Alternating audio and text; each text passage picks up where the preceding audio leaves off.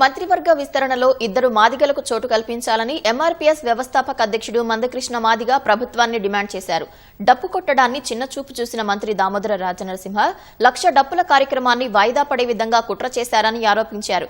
ఈ నెల 24 భవిష్యత్ కార్యాచరణ ప్రకటిస్తామన్నారు.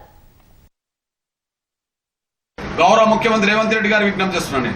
రేపు మీ మంత్రివర్గ విషయంలో ఇద్దరు మాదిగలు ఉండేటట్టుగా చూడండి. దామోదర నరసింహ గారిని మళ్ళీ మాదిగని నమ్మించి మా మాదిగ కోటలో ఆయన ఉండే విధంగా చేస్తే భవిష్యత్తులో మీరు కాలు పైకి పెట్టి తల కింద పెట్టుకున్నా కూడా మాదిగలు ఎవరు కూడా మీ పట్ల అభిమానం చూపెట్టరనే విషయం మేము స్పష్టం చేస్తున్నాం. ఎస్సీ వర్గీకరణ అంశం అనేది మా దీర్ఘకాలిక ఉద్యమ లక్ష్యం, కానీ మంత్రివర్గ ప్రాతినిధ్యం అనేది మా భాగస్వామ్యం.